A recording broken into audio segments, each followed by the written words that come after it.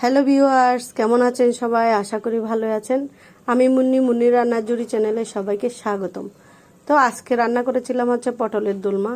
আসলে পটলের দোলমাটা এক একজন এক এক ধরনের ভাবে করে থাকে, তা আমি আমার মতো করেছি। খেতে দারুণ হয়েছে। তো আপনাদের সাথে একটু পটলের মধ্যে দিয়ে কি কি দিচ্ছি এগুলো দেখাচ্ছি। একটু দুষ্টামি করলাম আর কি। আচ্ছা যাক, আমি কি কি নিয়েছি সেগুলো দেখাচ্ছি। পটলের ভিতরের অংশগুলো সবগুলো পরিষ্কার করে নিয়েছি। তো সেগুলো ফেলে দেব না, সেগুলো ব্লেন্ড করে ইউজ করব। তো তারপরে নিয়েছি হচ্ছে চিংড়ি মাছ, তারপরে পেঁয়াজ কুচি কুচি করে নেব।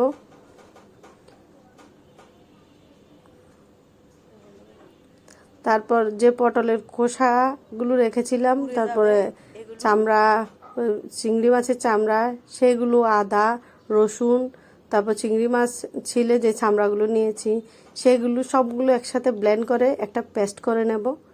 সেটা দিয়ে এভাবে করে রান্না করে একবার খেয়ে দেখবেন, তাহলে আপনারা বুঝতে পারবেন যে কতটা টেস্টি হয়।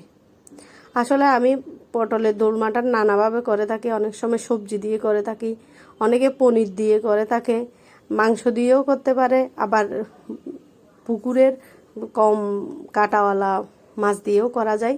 তো আমি আজকে করেছি হচ্ছে আলু আর পটল ছোট ছোট করে কেটে দিয়েছি, আর দিয়েছি হচ্ছে চিংড়ি মাছকে ছোট ছোট করে কেটে। অনেক দুর্দান্ত হয়েছে খেতে। আসলে আমার হাজব্যান্ড, আমি যদি বলি এটা লাগবে এনে দাও, তো আমার হাজব্যান্ড বলে বাসায় যা আছে তা দিয়েই ট্রাই করো। তখন আমি তাই দিয়ে ট্রাই করে দেখি, অনেকটা টেস্ট হয়। তো আমি সেভাবেই রান্না করি। আমি মানুষের রান্না দেখে যদি রান্না করতে যাই, তাহলে যদি বলি এটা লাগবে, বলে যে বাসায় যেরকম আছে আর তোমার আইডিয়া দিয়ে রান্না করো। তো আমি এভাবেই রান্না করতে শিখেছি। তো এখন ব্লেন্ড করা পেঁয়াজটা দিয়ে দেব, তারপর দিয়ে দেব হচ্ছে চিংড়ি মাছ, তারপর আলু আর পটল যে ছোট ছোট করে কেটে রেখেছি সবগুলো ভাজতে ভাজতে দিয়ে দিব। তারপর দিয়েছি কুচি কুচি করে রাখা চিংড়ি মাছ, কুচি কুচি করে রাখা কাঁচামরিচ। দেখুন কি সুন্দর একটা কালার এসেছে, এভাবেও কিন্তু খাওয়া যাবে। তারপরে দিয়েছি লবণ। এগুলো হচ্ছে সবজি মশলা, সেগুলো দিয়েও ভালোভাবে নেড়ে নেড়ে ভেজে নেব যেন একদম শুকনো হয়ে যায়। তারপরে আমি অন্যদিকে পটলগুলোও ভেজে নিয়েছি। তারপর দিয়েছি হচ্ছে জিরা গুঁড়া, ধনিয়া গুঁড়া, আর আদা রসুন তো পেস্ট করার সময় দিয়ে দিয়েছি। দেখুন একদম থকথকে, এটা দিয়েও কিন্তু এক থালা ভাত খেয়ে নেওয়া যাবে। এবার পটলগুলো ভাজা হয়ে গেছে, আমি তুলে নেব। আসলে পটলগুলো যখন এভাবে ভেজে নেবেন তখন টেস্টটা আরও দারুণ হয়ে যায়। আর পটল এভাবে ভেজে নিলে কতটা টেস্ট হয় সেটা আপনারা খেয়ে দেখলে বুঝতে পারবেন। আর যদি এমনি পটল না ভেজে গোটা গোটা রান্না করা হয় তাহলে টেস্টটা ভালো আসে না। পটল যত ভেজে রান্না করা যায় ততই বেশি টেস্ট হয়। তো পুরগুলো ঢুকিয়ে নেব। এবার একটা ময়দার ব্যাটার তৈরি করে নিয়েছি শুধু পানি দিয়ে, তারপর সেখানে চুবিয়ে আর একটু ভেজে নেব। আপনারা চাইলে এভাবেও খেতে পারেন স্ন্যাক্স হিসাবে চায়ের সাথে। বাসায় ছোট বাচ্চা থাকলে একটা একটা দিয়ে দিবেন, দেখবেন খেয়ে নিলে হয় কি অনেক টেস্ট হয়। তার জন্যে আমি এভাবে ভেজে নিয়েছি, কারণ দুইবার ভাজা হয়ে গেল। এবার একদম অল্প পরিমাণে তেল দিয়ে সেখানে পেঁয়াজ দিয়ে টমেটো দিয়ে ভেজে নেব। তারপর যা মশলা থাকে মরিচের গুঁড়া, হলুদের গুঁড়া, জিরা গুঁড়া, ধনিয়া গুঁড়া, সেগুলো দিয়ে লবণ দিয়ে পানি দিয়ে একটা পেস্ট তৈরি করে নিয়েছি। এবার সেগুলো দিয়ে ভালোভাবে কষিয়ে নেব। আমি পটলগুলো সবগুলো ময়দার ব্যাটারে ডুবিয়ে ভেজে নিয়েছি।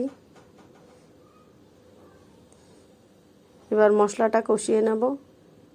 আসলে মশলার মধ্যে পানি বেশি হয়ে গেছিলো, কারণ ব্লেন্ডার ধুয়ে পানি দিতে গিয়ে একটু পানি বেশি হয়ে গেছে। পানিটা কম দিয়ে মশলা কষিয়ে নিলেই ভালো।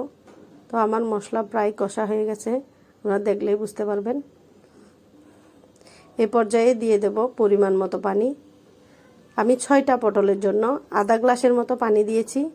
মনে রাখতে হবে সব কিছুতে লবণ দেওয়া, তো তার জন্য লবণ দেওয়ার সময় অবশ্যই দেখে শুনে দিতে হবে।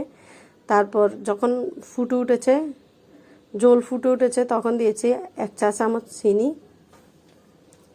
1 চা চামচ চিনি দিয়ে এবার পটলগুলো ঢেলে দিয়েছি। পটল ঢেলে দিয়েও ভালোভাবে রান্না করে নিব।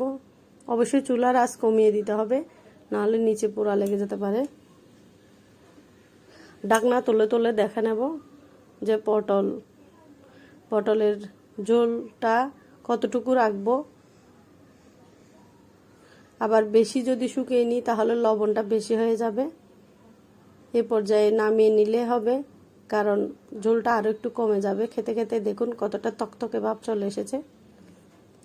আমি খেয়ে দেখাচ্ছি কি যে দারুণ হয়েছে, বিশেষ করে ভিতরের পুরটা অনেক দারুণ হয়েছে। দেখুন কি সুন্দর বের হয়ে আসছে। আমার সহজ সহজ রান্না যদি আপনাদের ভালো লেগে থাকে অবশ্যই আমার চ্যানেলটি সাবস্ক্রাইব করবেন আর লাইক কমেন্ট শেয়ার করে পাশে থাকবেন। আজকের মতো টাটা।